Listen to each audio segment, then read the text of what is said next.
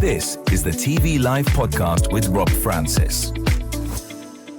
Television feels permanent until the moment it disappears. For most of us, television has always been there. It's been part of the furniture, part of the daily routine, part of the rhythm of life.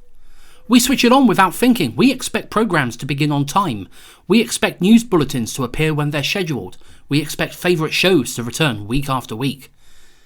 Even today, in an age of streaming and on-demand viewing, there is still an assumption that television will simply exist whenever we want it.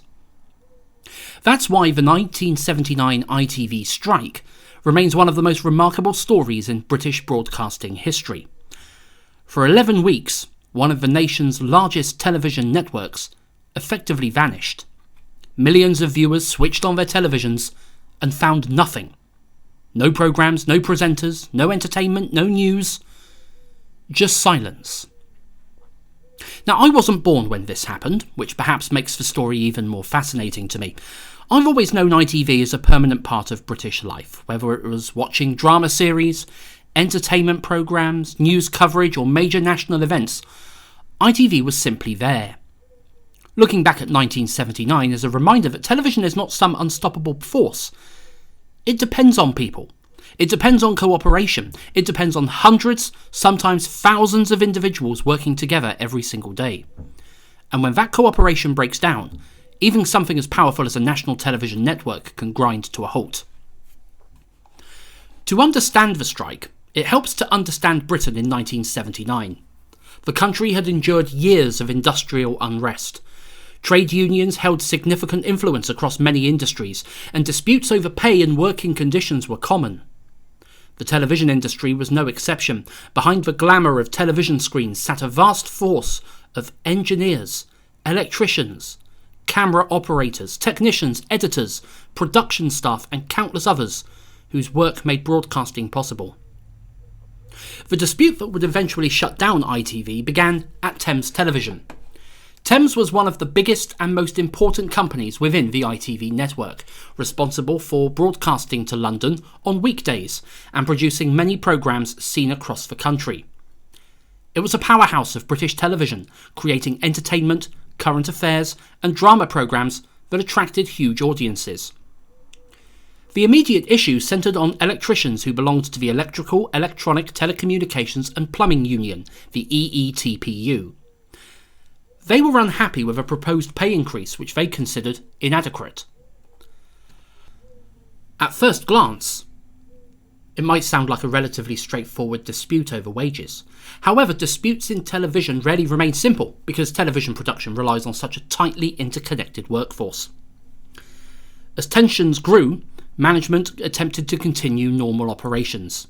Other staff, particularly members of the Association of Cinematograph, Television and Allied Technicians, the ACTT, became involved. Questions arose about safety, responsibilities and working practices. Staff who were not directly involved in the original dispute found themselves drawn into it. And before long, what had started as a disagreement involving one group of workers had become something much larger. One of the most interesting aspects of the story is how quickly events escalated. Today, people often think of ITV as a single organisation, but in 1979 it was a federation of regional companies. Each company had its own identity, its own management and its own workforce. Viewers in different parts of the country watched programmes provided by companies such as Thames, Granada, Yorkshire, ATV, Southern, Anglia and many others, and together they formed the ITV network. This structure was one of ITV's greatest strengths. It allowed regional identities to flourish while still sharing national programmes. However, during industrial disputes, it could also become a weakness. When staff at one company took action, solidarity among workers at other companies could quickly spread the dispute across the network. And that is exactly what happened.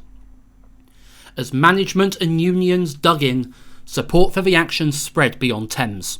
Staff at other ITV companies began walking out in solidarity. What had started as a local disagreement evolved into a nationwide shutdown, and one by one, ITV regions ceased normal broadcasting. Imagine being a viewer in August 1979. You've come home from work, made a cup of tea, sat down in your favourite chair and switched on the television expecting an evening of entertainment. Perhaps you're looking forward to the latest episode of Coronation Street. Perhaps you never miss 321, or perhaps you just want to watch the news from ITN. Instead, you're greeted by nothing. No programmes, no continuity announcers, no entertainment, just a blank screen. It must have felt surreal.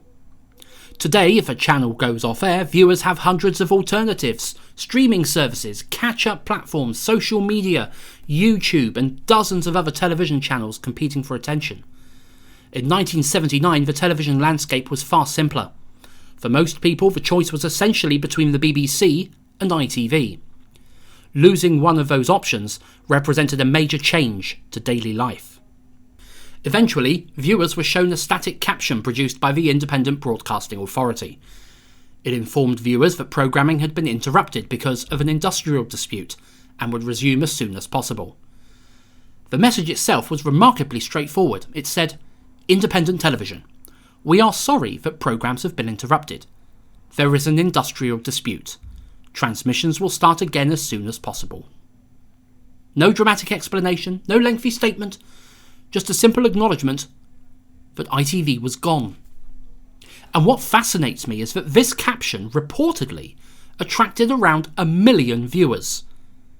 Just think about that for a moment. 1 million people watching a static message. They weren't watching because it was entertaining. No, they were watching because they hoped something might return. They left their television switched on, waiting for signs that normal service might return.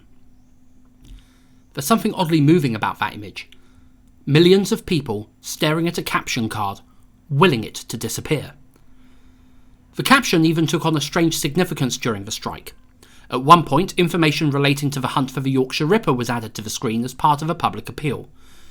In a period when normal broadcasting had vanished, even the caption itself became a public information tool.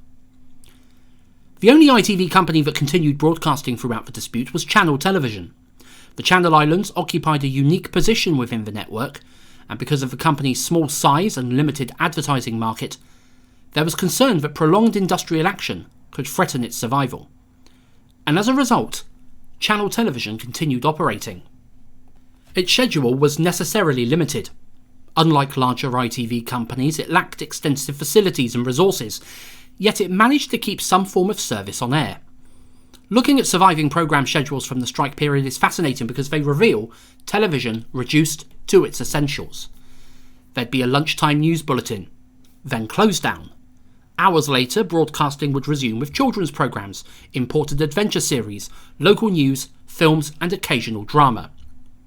One evening schedule included programmes such as The New Avengers, a feature film, local news updates and imported series before signing off for the night. Compared with the vast output of the wider ITV network, it was modest. Yet for Channel Islands viewers, it represented continuity during a period when most of the country had lost its commercial television service altogether. Meanwhile, behind the scenes, negotiations continued. The strike dragged on through August, then September, then into October. Week after week, viewers continued to see apology captions instead of programmes. And week after week, ITV companies lost money. Advertising revenue evaporated. Production schedules collapsed. Programme commissions stalled. And studios sat idle. For a television network, being off-air is about more than the programmes viewers see. Every day without broadcasting creates knock-on effects. Productions are delayed. Staff become uncertain about the future. Advertisers take their money elsewhere. And viewers develop new habits. The financial consequences were enormous. The strike reportedly cost ITV companies around £100 million in lost revenue. That figure was staggering for the time. Even Channel Television, despite remaining on air, suffered losses of around £10,000 per week. Yet despite those losses, the dispute ultimately ended with significant gains for the unions involved. Technicians reportedly secured pay increases of around 45%, with salaries rising substantially. Whether one views the outcome as a victory for workers or a costly disruption depends largely on perspective, but what cannot be disputed is the impact the strike had on the industry. More than anything else, it demonstrated the importance of technical staff. Presenters may be the faces viewers recognise. Actors may attract headlines. Executives may shape strategy. But none of that matters if the signal can't leave the building. The strike exposed the hidden architecture of television. Engineers mattered. Electricians mattered. Transmission staff mattered. And without them, there was no ITV. After 11 weeks, the dispute finally ended. On Wednesday the 24th of October 1979, ITV returned. The network greeted audiences with a special musical welcome, the Mike Sammes Singers performing a jingle entitled Welcome Home to ITV.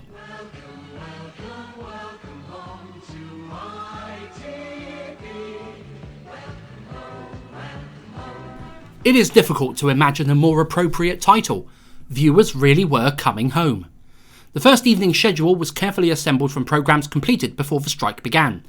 It opened with the ITN News presented by Leonard Parkin, followed by The Muppet Show. Then came Crossroads, George and Mildred, Coronation Street, 321, the science fiction serial Quatermass, News at 10, and a screening of the film Chinatown. Soap operas such as Coronation Street and Crossroads even included special introductions to help viewers understand what had happened in the storylines during the long break. Producers understood that audiences might struggle to remember events from almost 3 months earlier. Yet, despite the excitement surrounding ITV's return, the recovery wasn't immediate. Viewers had adapted. Many had switched to the BBC, and others had developed different habits altogether. Rebuilding audiences took time. Original productions had been halted during the strike, meaning there was a shortage of fresh material. ITV had programmes ready to air, but creating new content required restarting an entire production machine that had been dormant for months. Slowly, however, viewers returned.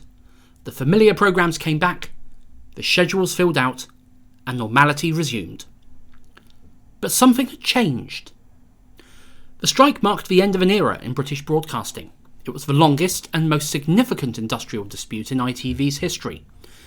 While smaller disputes would occur in later years, nothing would again shut down the network on such a scale. The power of broadcasting unions gradually declined during the 1980s. Technology evolved, management structures changed. The television industry itself became different. The conditions that had made an 11-week shutdown possible slowly disappeared. Looking back today, what strikes me most is not the politics of the dispute, important though those were. It is the silence.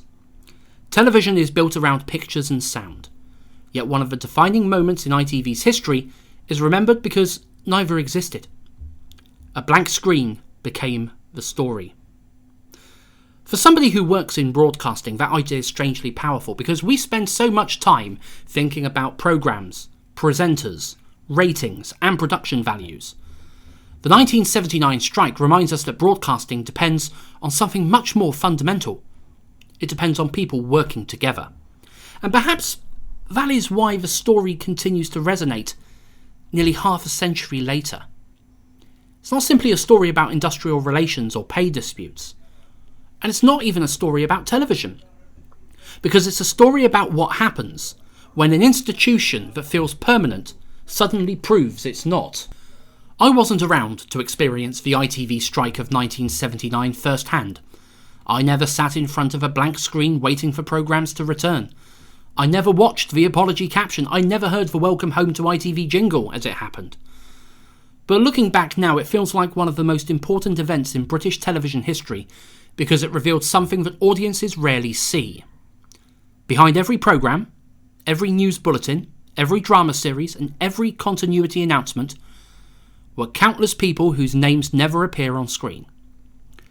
For 11 weeks in 1979, those people reminded the nation just how important they were. And in doing so, they brought one of Britain's biggest broadcasters to a standstill.